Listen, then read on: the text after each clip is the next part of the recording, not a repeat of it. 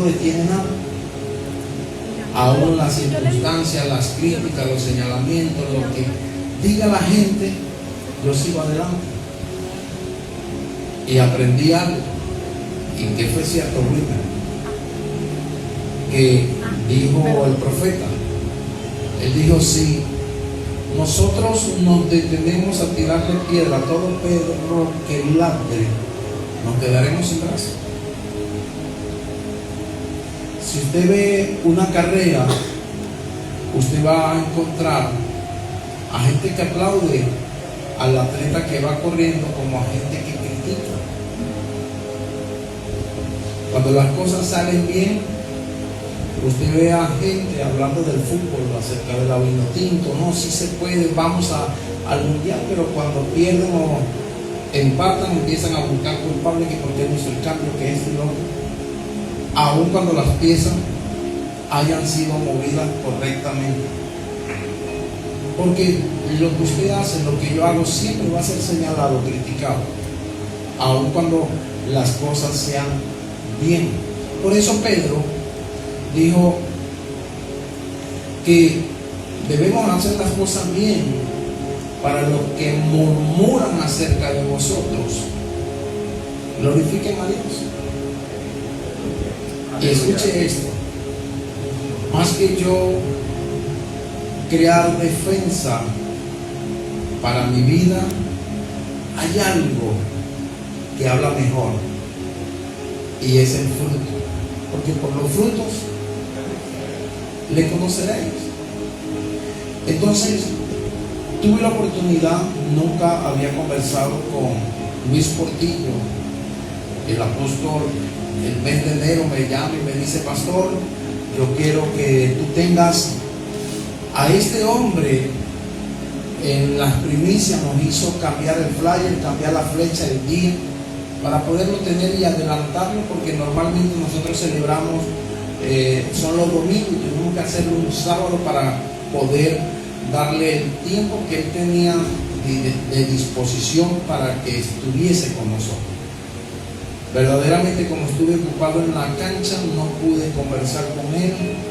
Cuando llegué ya estaba durmiendo, porque nos quedamos recogiendo, se ve la electricidad. Y el día domingo él se fue muy temprano.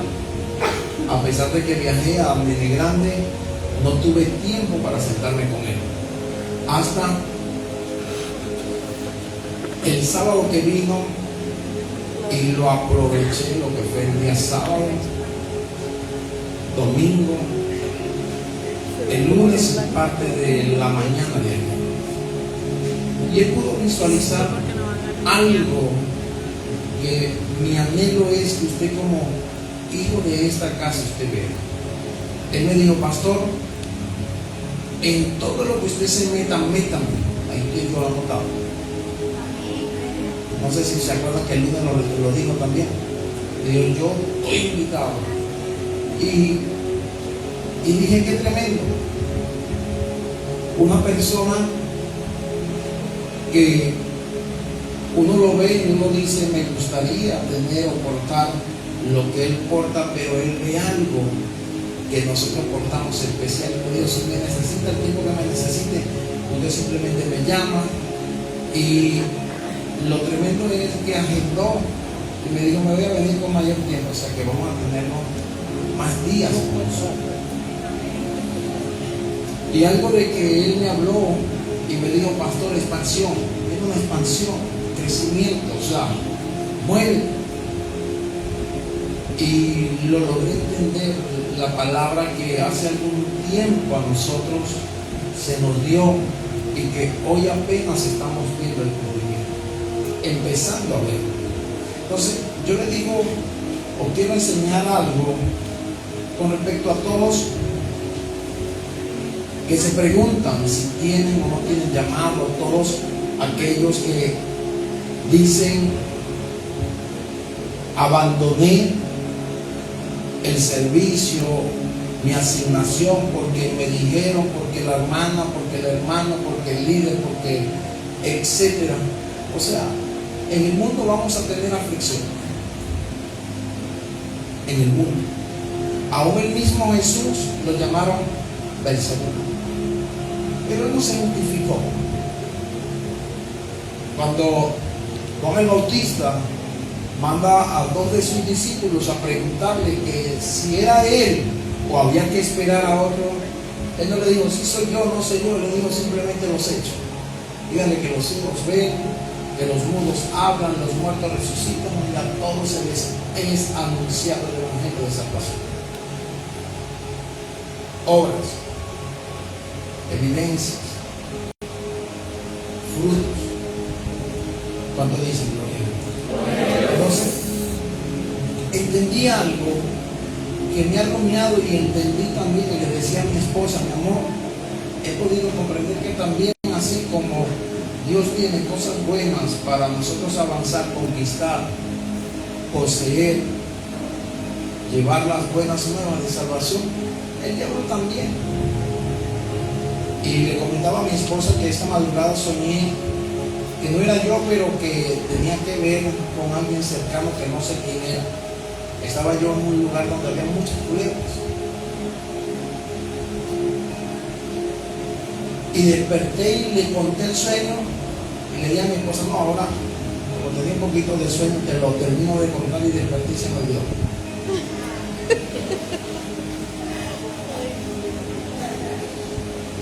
Y si usted se pone a pesar o a medir la balanza, tal vez alguien que dice que sueña con culebras siempre se va a lo negativo, a lo malo.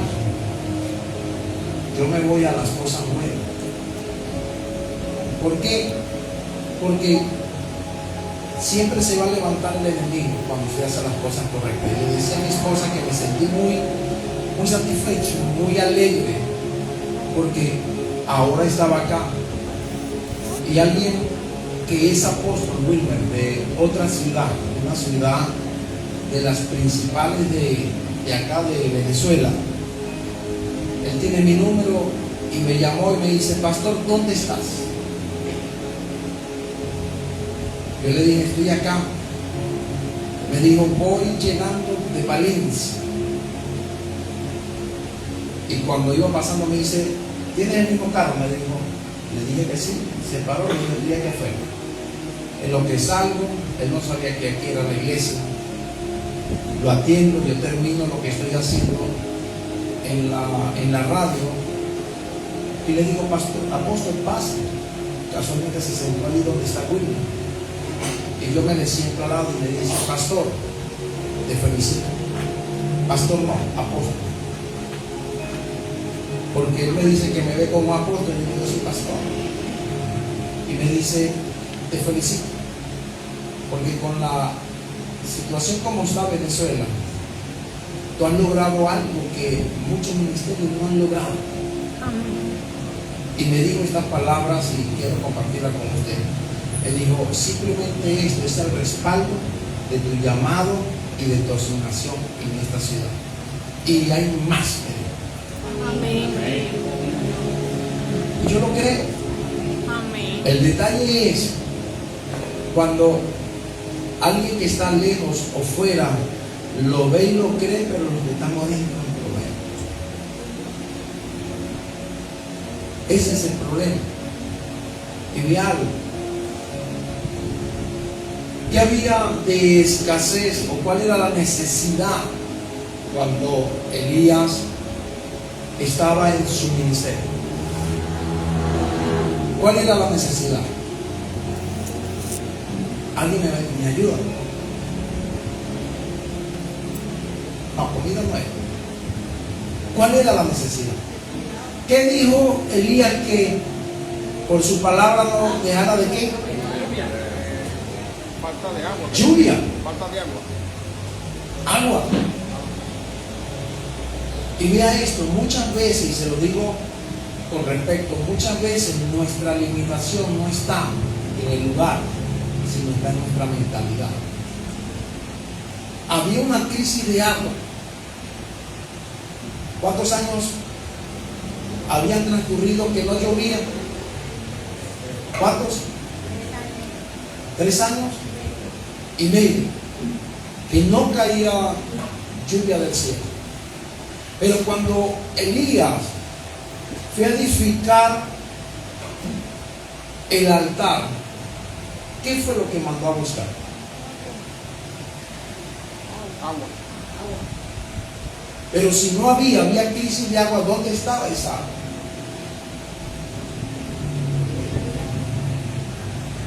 Porque hay cosas que nosotros tenemos guardadas o que no valoramos en casa. Tal vez ellos tenían pozos de agua, tenían agua estancada,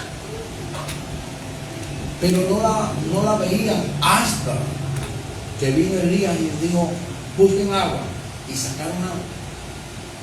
Entonces, estimado, hay algo especial de Dios acá. O sea, me lo decía el profeta, no sé si te lo digo a ti, Wilmer. Le digo: pastor, qué tremendo nombre. Yo le dije: sí, vida en Jesús no existe en otra iglesia. Me dijo: no, pastor, es de multitud, porque las multitudes te van a seguir. Amén. Y yo lo creo. Aleluya. O sea, yo lo creo y quiero transmitirle esto, yo quiero que usted lo crea. Porque un solo árbol no hace montañas. Por eso Jesús, a través del apóstol Pablo, o el apóstol Pablo, habla acerca de que uno solo es el cuerpo, pero muchos son los miembros, y que todos son necesarios. Todos. Usted no le conoció ningún milagro a Noé, pero a través de Noé la humanidad se salvó a través de la construcción del arca. La Biblia habla de personas que estaban en el anonimato, como aquel hombre de Arimatea, José, que Dios lo reservó para el último momento ir y interceder por el cuerpo de Jesús y llevarlo a su tumba para que tuviera algo digno. Y era un discípulo de Jesús. Entonces, cada uno está llamado para un funcionamiento dentro de un cuerpo, o de este cuerpo llamado iglesia.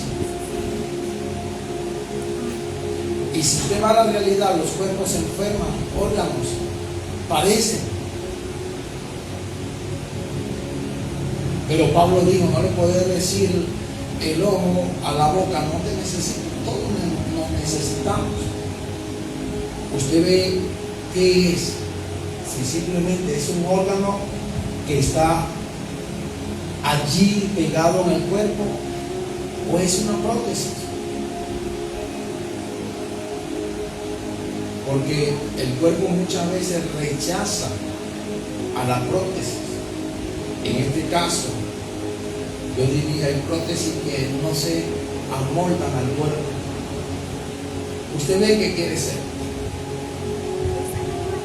Quiero hablarles sobre lo que es el tabernáculo, o mejor dicho, el arca del pacto. Cuando usted va al libro de Génesis, el capítulo 50, habla de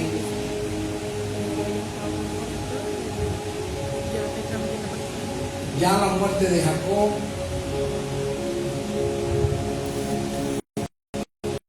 y todo eso, la muerte de José. Pero en el capítulo, la muerte de Jacob, en el capítulo 1 de Éxodo empieza una historia tremenda, y es cuando Israel comenzó a multiplicarse. Le asignaron una tierra llamada Gosén. Ellos comenzaron a crecer más que los mismos egipcios. Tuvieron envidia de ellos y temor. Muere el faraón que conocía a José, y el sustituto comenzó a ponerle a Israel más cargas, y le dio una ley a las mujeres egipcias, que eran las parteras que atendían los partos de las judías. Si es niña, déjala vivir; si es varón, matarla. Pero por gracia de Dios, Dios permitió que Moisés fuera salvo. Por eso el nombre Moisés significa salvado de las aguas, porque fue una odisea que tuvo que vivir la mamá para poder ese niño poder crecer, esconderlos en una canasta allá a orillas del río, poner a su niña, cuidarlo.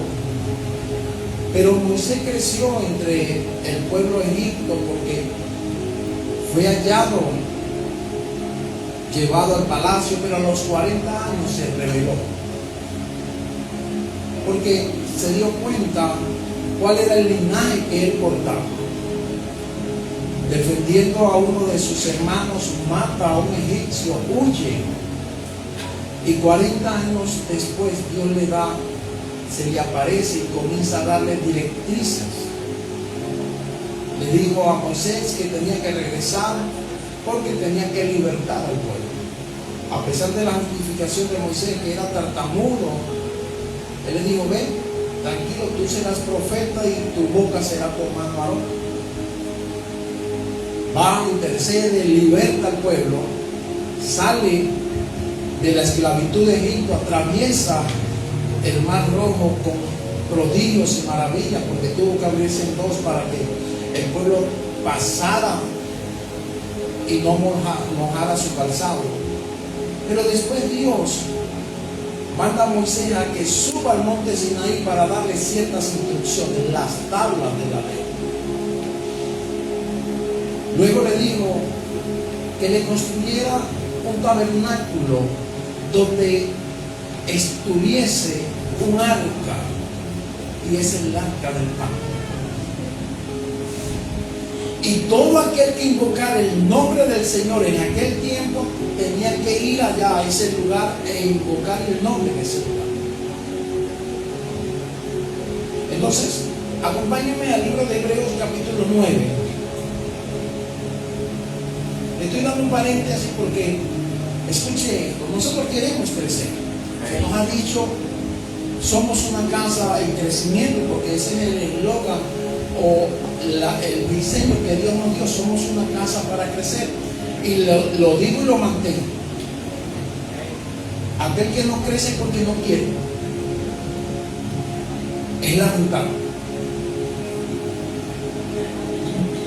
Pastor, pero es que a veces las cosas se tornan duras. Nadie que quiere lo bueno va a pasar por lo blando. Todos pasamos momentos duros. Yo me puse a contarle mi testimonio al profeta, y el profeta me dijo: pastor, me provoca ponerme a llorar contigo. Y me dijo: pastor, todos tienen su historia, su proceso. Hay procesos que para algunas personas es duro y difícil, como otros procesos son débiles. Y yo me apego, Wilmer, a lo que dijo el Señor. Y al que más se le perdona, ¿más qué? No, más se le ama. Al que más se le perdona, más ama. Y yo considero que aún, porque él me dijo: pastor, ¿te acuerdas, mi amor? Él me dijo: pastor, yo siendo tuyo hubiese salido corriendo de hace cuándo de acá de Sabana de Mendoza. Y entendí que al que más se le perdona, más ama. Yo amo por encima de todas las cosas a Dios y lo que Él me llamó a hacer, lo que Él nos está entregando. Entonces, y entendí que para hacer una casa en crecimiento se requieren tomas de territorio, se requiere enviar centinelas a cada lugar para hacer luz. Por eso Isaías, y lo refirió Pablo en Romanos: ¿y cómo irán si no tienen quienes prediquen? ¿Cómo? Entonces, le dije, Hebreos capítulo 9, el versículo 3 dice: tras El segundo velo, o sea, porque la instrucción de Dios a Moisés fue que construyera un tabernáculo. Estaba la parte del tabernáculo llamada el lugar santísimo, el cual tenía un incensario de oro y el arca del pacto cubierta de oro por todas partes. O sea, que Dios era, en la que estaba una urna de oro que contenía el maná, la vara de Aarón que reverdeció y las tablas del pacto, y sobre ella los querubines de gloria que cubrían el propiciatorio, de las cuales cosas no se puede ahora hablar en detalle. Y así dispuestas estas cosas, en la primera parte del tabernáculo entran los sacerdotes continuamente para cumplir los oficios del culto, pero en la segunda parte solo el sumo sacerdote una vez al año, no sin sangre, o sea que tenía que llevar sangre, sacrificio, la cual ofrece por sí mismo y por los pecados de ignorancia del pueblo, dando el Espíritu Santo a entender con esto que aún no se había manifestado el camino al lugar santísimo, entre tanto que la primera parte del tabernáculo estuviese en pie, lo cual es símbolo para el tiempo presente, según el cual se presentan ofrendas y sacrificios que no pueden hacer perfecto en cuanto a la conciencia al que practica ese culto, ya que consiste solo de comidas y bebidas de diversas abluciones y ordenanzas acerca de la carne, impuestas hasta el tiempo de reformar las cosas. Pero estando ya presente Cristo, sumo sacerdote de los bienes venideros, por el más amplio y más perfecto tabernáculo, no hecho de manos, es decir, no de esta creación, y no por sangre de machos cabríos ni de becerros, sino por su propia sangre, entró una vez para siempre en el lugar santísimo, habiendo obtenido eterna redención. Por si la sangre de los toros y de los machos cabríos y la ceniza de la becerra rociada los inmundos santificaban para la purificación de la carne, cuanto más la sangre de Cristo, el cual mediante el Espíritu eterno se ofreció a sí mismo sin mancha a Dios, limpiará vuestras conciencias de obras muertas para que sirváis al Dios vivo. Así que por eso es mediador de un nuevo pacto, para que interviniendo muerte para la remisión de las transgresiones que había bajado el primer pacto, los llamados reciban la promesa de la herencia eterna.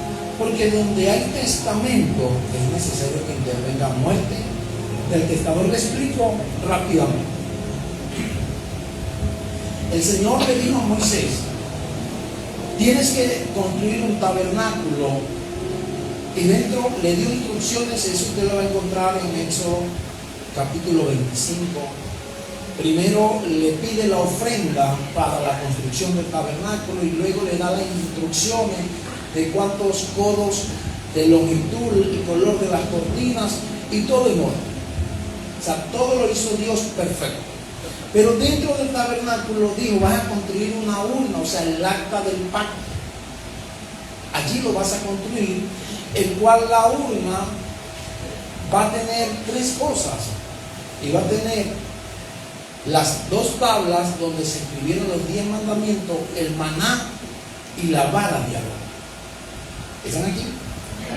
O sea, entonces, hoy eso todo está abolido, porque acá dice, bueno, le explico. El tabernáculo constaba de 3 lugares: los atrios, que era donde llegaba el pueblo; el lugar santo, que era el lugar donde los sacerdotes ofrecían sacrificio, ahí entraban todos los sacerdotes según el culto; y el lugar santísimo, donde entraba el sumo sacerdote. Una vez al año entraba sin, o sea, no sin sangre, o sea, que tenía que llevar sangre, y había ciertos requisitos para la expiación. Hoy, gracias a Jesús, el velo fue rajado y ya no necesitamos de sacrificio, sino ya a través de la sangre de Jesús todos tenemos acceso al lugar santísimo. O sea que hoy usted no necesita a alguien que pueda interceder o orar por usted. Usted mismo puede presentarse delante de Dios y Dios le va a escuchar. Amén. Entonces, vea esto. Estaban esos tres lugares donde iba la gente, los sacerdotes y el sumo sacerdote. Y en esto me quiero enfocar, porque ¿qué representa el arca del pacto? Hoy el arca del pacto no es esa urna, sino representan otras cosas que es interesante. ¿Qué dijo Jesús? Jesús dijo, donde está dos o más reunidos en mi nombre, allí estoy yo. En aquel tiempo donde estaba el arca del pacto, la urna, allí estaba Dios. ¿Están aquí? O sea que podemos decir en esta noche, como estamos más de dos en esta asamblea, aquí está Dios. Aquí mismo está Dios. Entonces, vea algo.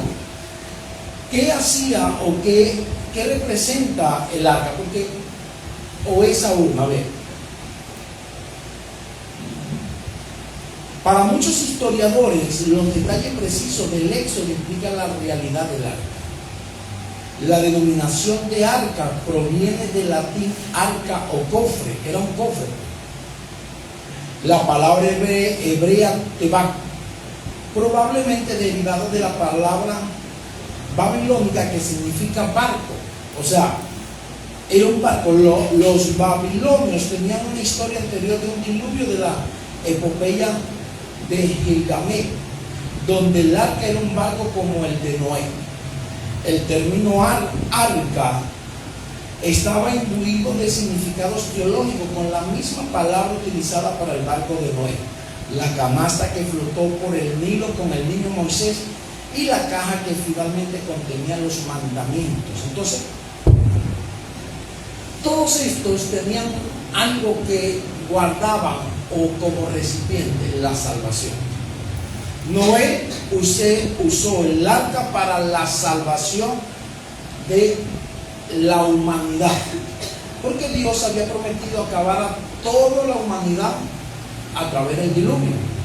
El niño Moisés fue salvo a través de esa canasta, y todo el que llegaba al lugar del tabernáculo e invocaba el nombre del Señor era salvo.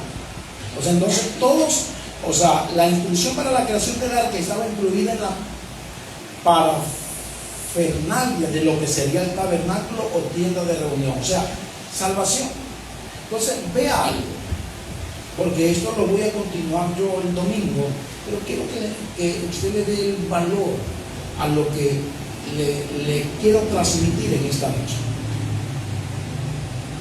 El arca en el desierto servía como santuario portátil durante los años en el desierto. Dentro de la tienda, en el centro, estaba el arca de la alianza y luego zonas sagradas, sacerdotes, hombres, mujeres, en relación al espacio sagrado. Quienes entraban en el desierto, solo Moisés y Aarón le era permitido entrar al arca de Dios.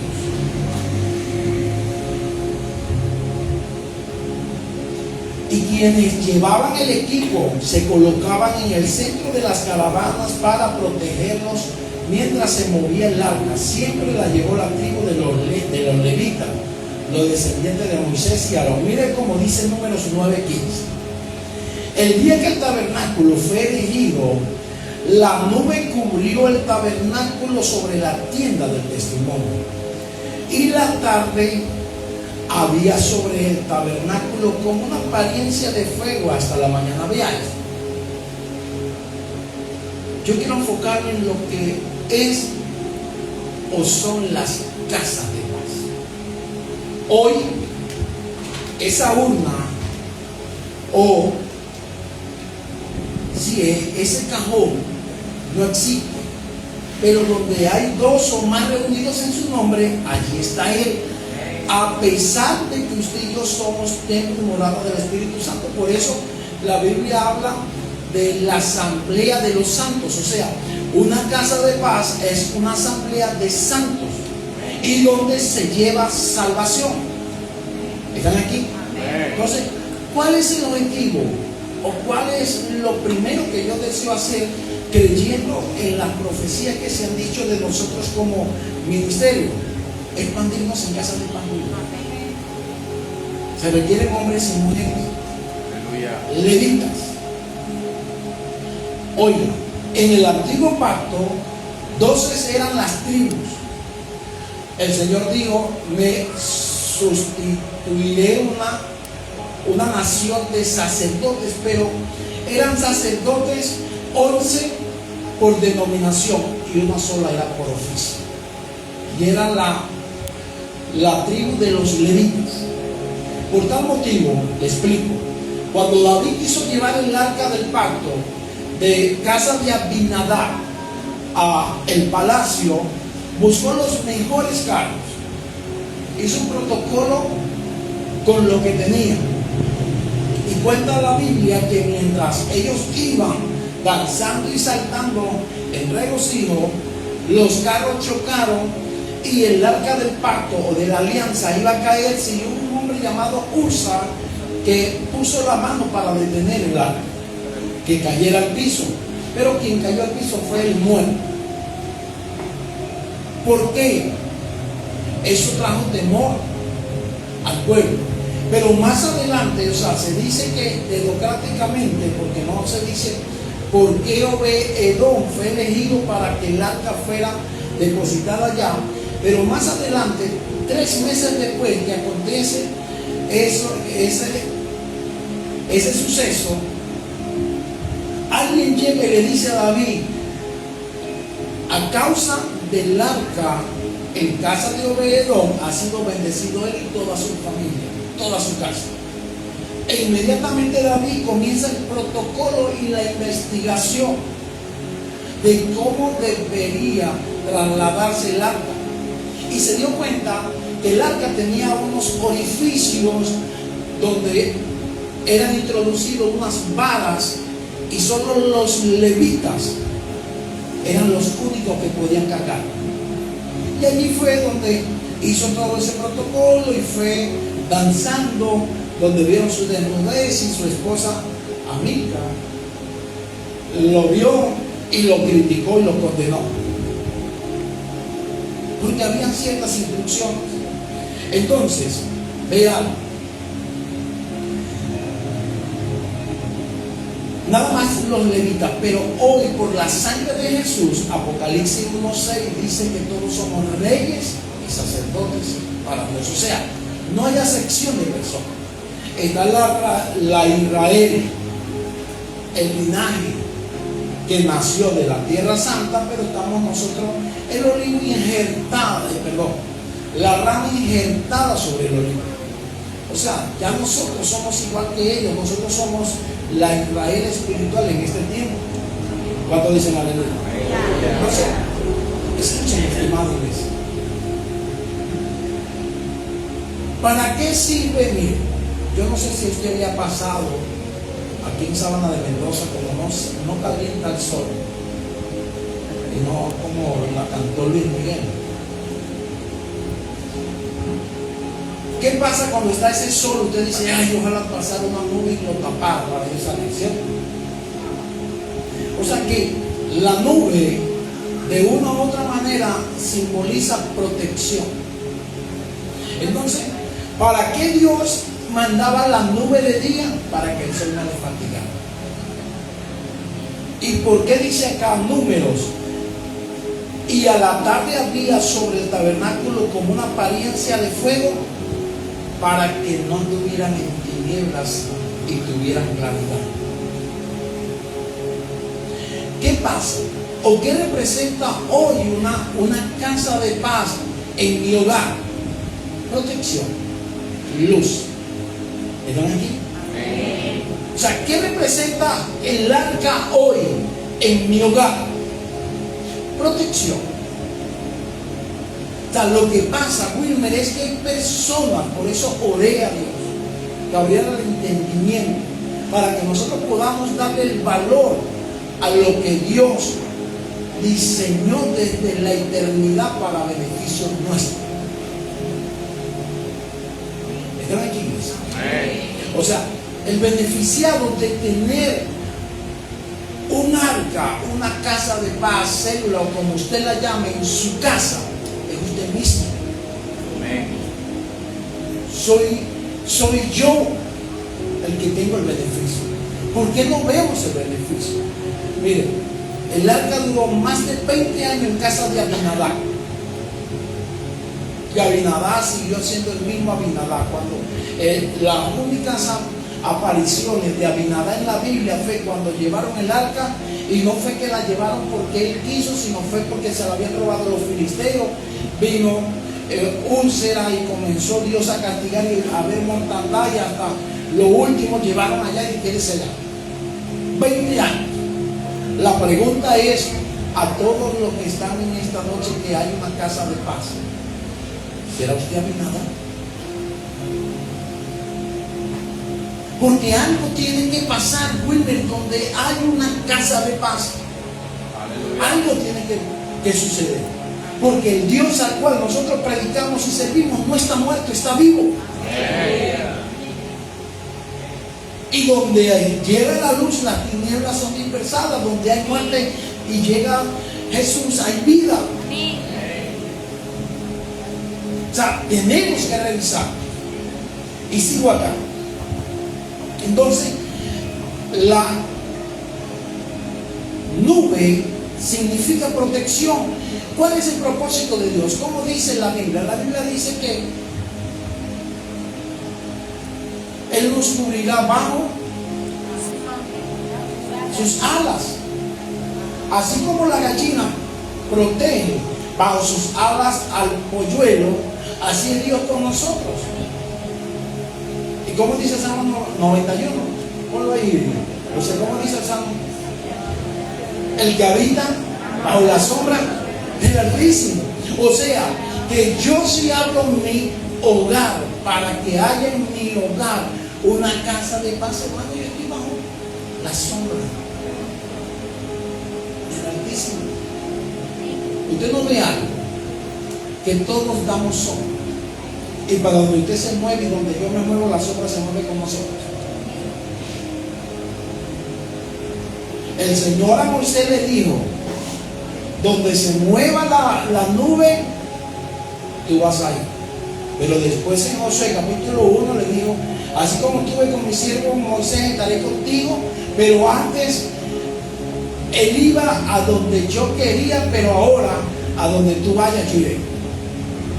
Así nos lo dice Josué 1. ¿Sí o no? O sea que las cosas cambian. Antes la nube guiaba a Moisés.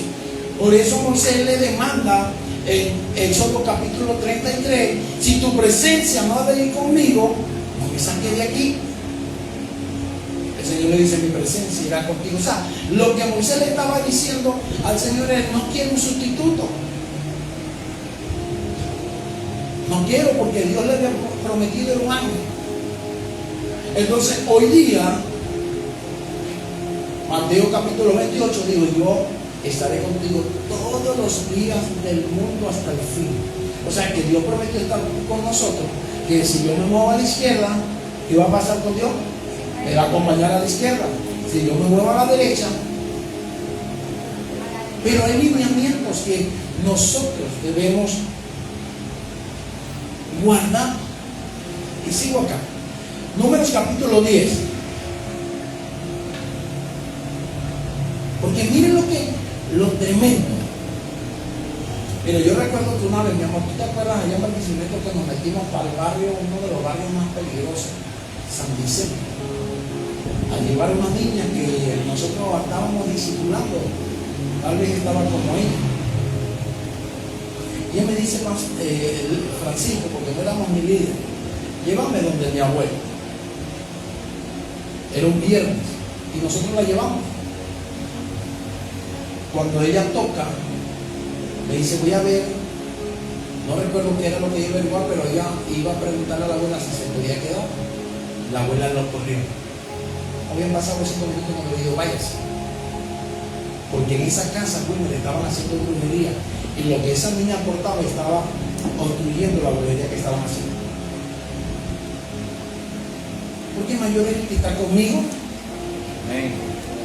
el que está en el mundo. El problema es que hay muchos hoy en la iglesia del Señor, pero el Señor no con los que están en la iglesia. Las cosas tienen que cambiar, estimado, y más en este tiempo. ¿Por qué? Porque estamos en los tiempos finales. Estamos en los tiempos finales. Donde el arca llegue, tiene que haber frutos, bendición, cambio. Algo tiene que pasar.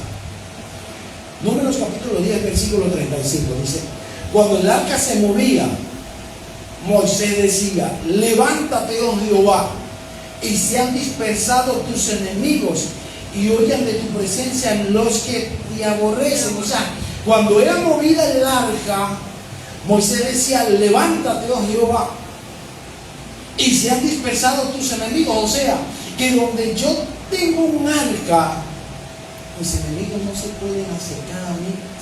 Escúchenme, deje de soñar, de ver, o sea, el diablo se puede prender en candela delante de ti, pero no va a llegar a ti. Amén. Aleluya. No te puede tocar. Cuando Jesús llegó a Gadara y pisó el cementerio, o sea, llegó aquel endemoniado de Gadareno, reconocía la autoridad y le dijo: Señor, todavía no ha llegado tu tiempo. Te conjuro por Dios. Porque el diablo también conoce la Biblia. Pero usted no ve en ningún momento que lo tocó. Nunca. Entonces, estimado, cuando yo tengo un arca, cuando mi casa es casa de Dios, Dios se va a levantar en contra de nuestros enemigos, y todos los que conspiren y deseen mal van a ser dispersados. Van a ser dispersados. El versículo 36 dice: cuando ella se detenía, decía: vuelve, oh Jehová, a los millares de millares de Israel. O sea, hay algo poderoso, hermano. Yo quiero, mire, porque el arca representa la presencia de Dios, ¿cierto? Pero ¿quién era el líder escogido por el Señor para guiar? ¿Quién en ese entonces? ¿Diga conmigo? Moisés. Y la Biblia dice que por esa causa Moisés fue llamado amigo de Dios. Amigo. Vio a Dios cara a cara. Aunque Éxodo dice que le dio la espalda. Aunque Éxodo diga que le dio la espalda, pero Moisés vio la gloria. Miren, no hubo cosa que Moisés no pudiera hacer. Hasta revertir lo que ya Dios había dicho. Porque Moisés, el Señor le decía a Moisés: apártate de ese pueblo para yo consumirlo. Y Moisés le dijo: no, Señor. Mire estas palabras. El Señor usó de Moisés a Moisés y le dijo: apártate de tu pueblo. Y Moisés le dijo: no, ese no es pueblo mío, es un pueblo tuyo, el cual tú redimiste con mano fuerte, lo sacaste de la esclavitud de Egipto. ¿Y qué van a decir los vecinos acerca de ti? Yo no le digo, no dice así. ¿Qué van a decir los vecinos acerca de ti? Que no tuvo lugar a donde llevar. Y por esa causa, lo que Dios había decidido para destruirlo, porque Dios le decía: yo lo destruyo y te daré una nación. Moisés lo interrumpió. Es poderoso esto, ¿verdad? Entonces yo como líder puedo mover a favor la mano de Dios a beneficio mío y de los de la casa. Aleluya. O sea, es tremendo. Es tremendo esto. Cuando no se entiende se aborta, pero cuando yo lo entiendo, yo sé que soy un arma poderosa en manos del Padre para la destrucción de todo plan y arma del diablo. O sea, tengo que tener identidad. Porque el mismo Jesús fue tentado, fue probado. ¿Cierto? Entonces, estimados, se necesitan en este tiempo una generación de hombres que se levanten para llevar las nuevas o las buenas nuevas de salvación. Hombres que le puedan decir a Dios: heme aquí. Hombres que trastornen, estimado, trastornen las tinieblas, destruyan guaridas del diablo en el nombre de Jesús. Se requiere. Yo le contaba al profeta, yo no sé, bueno, ya me dicen si es, puede dar certificación. Cuando una vez nosotros fuimos a hacer, me dijo el hermano Juan Contreras, a la hermana Aura también, pero la hermana Aura no estaba en el lugar de los sucesos, la iglesia. Yo no me acuerdo si la hermana Aura subió a la policía ese día, ¿no? Nosotros, a mí me piden ir a orar por una joven que está endemoniada por allá por el lado del hospital. Pero cada vez que yo iba a salir me pasaba algo. Pero a las 7 de la noche tenía la invitación a la célula en aquel entonces, ahí del hermano Juan en la calle 8. Y como ese es un callejón, Wilmer, uno se mete y cruza para poder salir y retroceder. En lo que nosotros estamos sentados en el porche, suenan 3 disparos. Y yo, ni corto ni perezoso, cometí el error de decir: vamos. Nos montamos los 3 en el carro, retrocedí en lo que voy a salir. Estaba un carro estacionado a mano derecha y a mano izquierda un carro con las puertas abiertas y las luces prendidas altas. Yo llegué, me paré.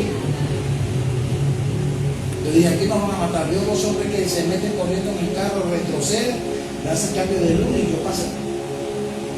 Dan la vuelta y se me pegaron atrás. Mire, yo no le voy a mentir, pero nos dispararon como 10 tiros. Empezaron a hacernos cambios de luz, nos cambiaban la luz, subimos, pasamos por aquí. Tú estabas en policía, ¿qué sabes? Era uno. Ese era uno. Crucé por aquí, por detrás de la policía de tránsito en aquel entonces. Allá atrás, al lado de la iglesia, estaba la policía motorizada. Ese día, no sé, se había robado la moto, no había nadie afuera. Cuando yo veo, estaba el carro atrás. Me vengo por detrás de la otra calle, la calle de allá, por detrás de la iglesia, venía, crucé aquí, en lo que cruzo aquí, pum, el primer disparo.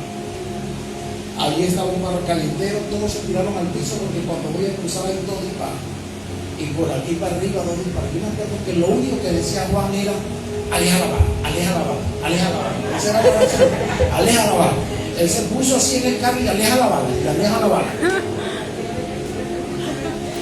La gente dice que el policía iba parado en la puerta y disparaba así, y era una distancia como de aquí a la cortina, porque no nos llevaban mucha ventaja. Llegué a la policía allá arriba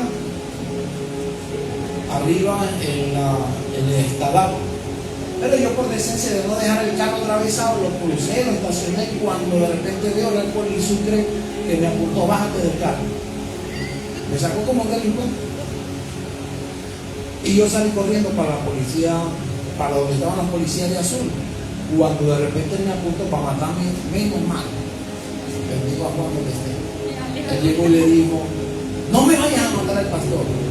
Y no sé si se engatilló la pistola, no sé qué pasó, pero aquí está. El policía creo que me dijo fue un error. Nos equivocamos. 3 muertos esa noche, dice María. Eso nos abrió a que todos los viernes yo me iba a Polisucre a predicarle a ellos. Mientras ellos me paraban firme, yo le predicaba 10 minutos. Fuimos a liberar a la muchacha, fue libre. ¿Y qué estaba haciendo yo? Dando células, llevando el arca. O sea, entiendo entonces que todo aquel que es portador y lleva el arca, hermano, hay una protección del Padre terrible, terrible sobre nosotros. ¿Se acuerda que en ese tiempo los policías estaban muy de moda matando a la gente?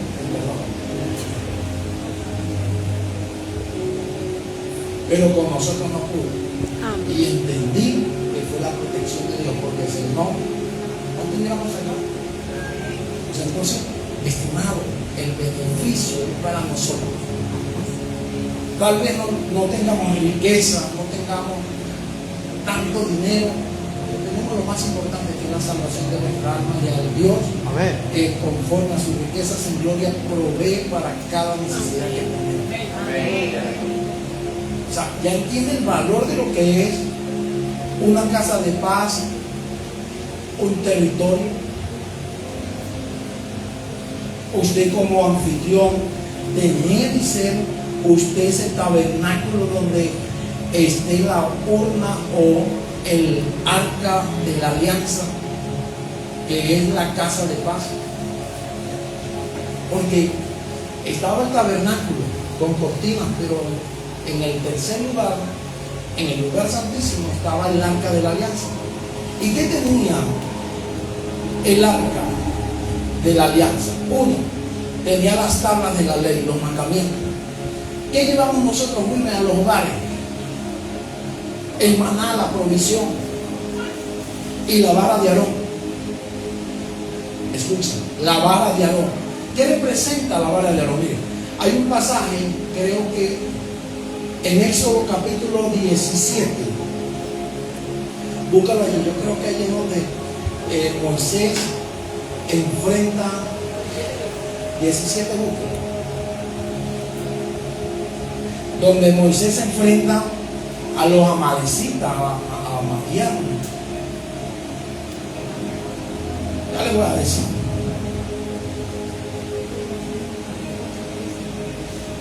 A Amalek. Y me llamó mucho la atención esto. El versículo 8 dice: entonces vino Amalek y peleó contra Israel en Refidim. Y dijo Moisés a Josué: escógenos varones y sal a pelear contra Amalek, o sea, con tus armas pelea. Mañana yo estaré sobre la cumbre del collado y la vara de Dios en mi mano. Escuchen. A pesar de que Moisés le dijo a Josué: escoge varones y sal a pelear contra Amalek, ¿a quién pudo escoger Josué? No escogió a los peores, debió escoger a los mejores, ¿cierto? Mientras tú vas allá al campo de batalla, yo voy al collado, a la cumbre del collado, y la vara de Dios en mi mano.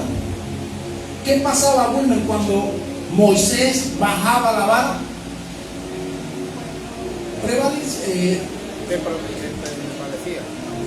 Perdía Israel. Pero cuando Moisés levantaba la vara, eran vencidos los amalecitas.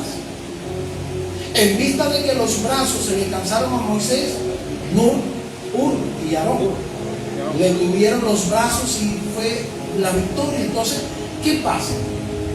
La vara representa autoridad, y Dios nos ha dado poder y autoridad para que en su nombre nosotros echemos fuera demonios, pongamos manos sobre los enfermos y ellos sanen. Dios ha ungido nuestros labios como rey y como sacerdote para que a través de tus labios tus palabras sean decretos y tú puedas presentar incienso, o sea, oraciones o súplicas al rey. ¿Y qué es lo que se hace en una casa de paz? Todo eso. Nosotros llevamos el maná, pero también la vara, autoridad. Entonces, estimado, es tiempo de volver al diseño. Yo creo en el nombre de Jesús que si todos nos ponemos de acuerdo, vamos a ver la mayor cosecha de almas en cada territorio, casa de paz y lugar que se va a abrir a partir de estos días en el nombre de Jesús. pero usted tiene que ser parte. Tiene que ser parte.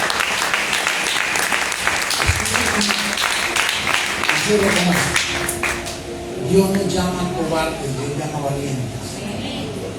Y si usted está aquí es porque usted es valiente. Así de sencillo. Por eso Pablo en Gálatas capítulo 5, verso 1, pónganlo ahí y cierro con esto.